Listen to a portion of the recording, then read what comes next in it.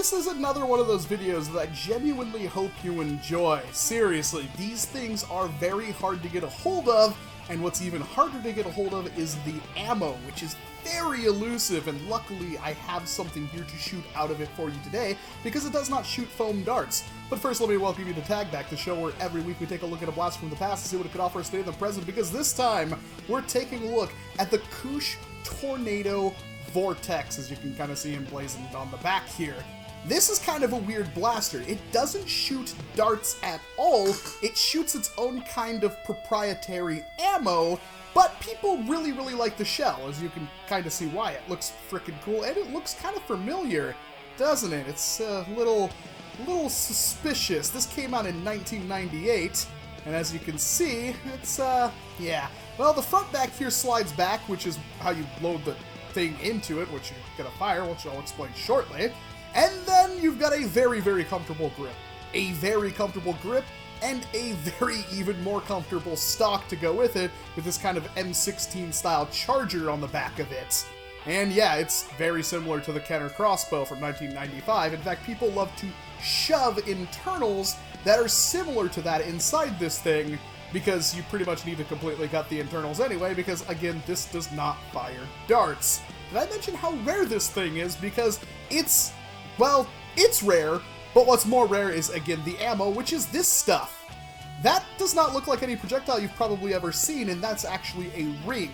This thing shoots rings out of itself, which is completely different to anything else I've ever kind of used before.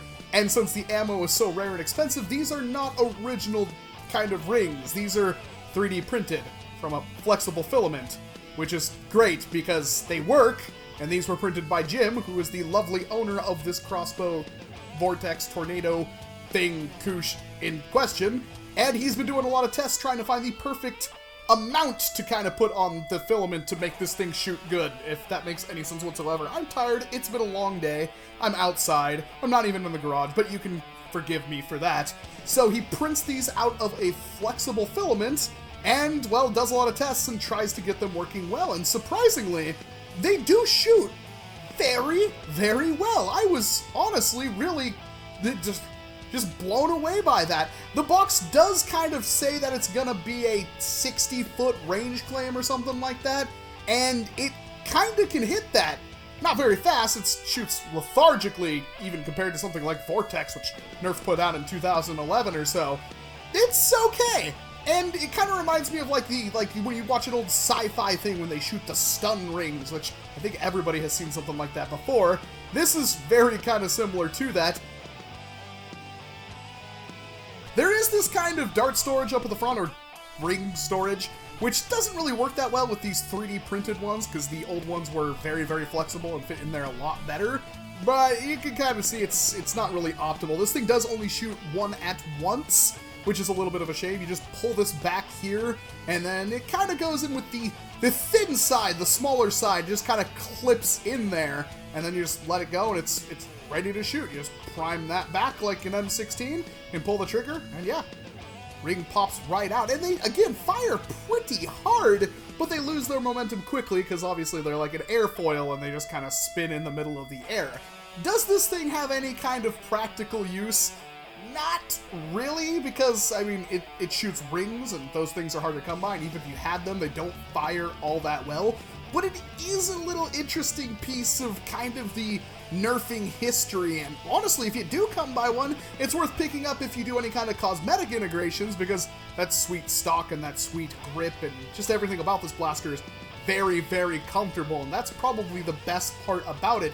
This is part of a line that's been discontinued since like 2001, which came with this blaster, another blaster that's identical to it except for it doesn't have the stock on it, and then it also comes with a kind of like a turret one. It's the most rare, it's the Firestorm. That thing you can put multiple of these rings into, which kind of works like a revolver turret, but it's very difficult to kind of hold and use and stuff like that. This one's kind of perfect, except for these things are a pain to load. These are not a quick loading apparatus in any sort of fashion.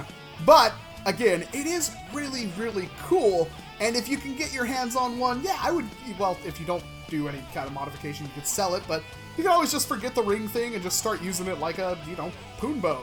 Stick a strife in it or something, or put some other kind of spring-loaded internals and stuff in. I mean, it is kind of spring-powered already, so it has the method of doing so. But yeah, it's not meant to shoot darts, it's meant to shoot rings, and that's kind of a shame with something like this. It's kind of why Boomco and stuff died out. People just don't like it because it shoots its own ammo.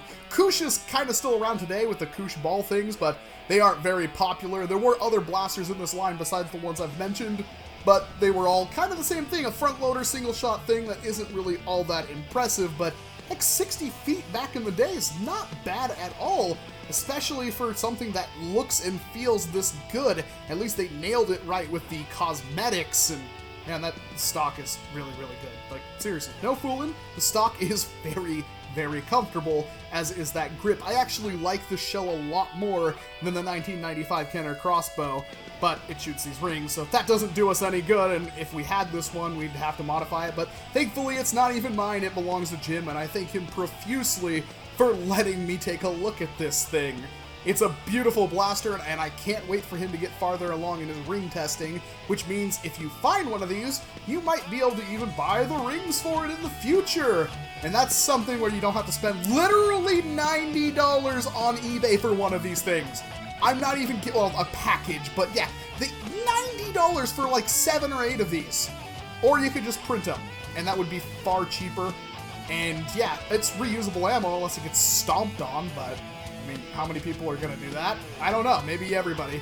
Let me know what you think about the Tornado Vortex Koosh thing down in the comments section below. If you have any of these rings, I mean, keep them, love them, cherish them. But of course, don't use them. Just save them, sell them, maybe do a firing demo with them. But whatever, I'm Walcom S7's Hands. Thank you very much for watching this video, and of course I hope to see you in an entirely different one. One most likely not involving a Koosh Tornado Vortex thing.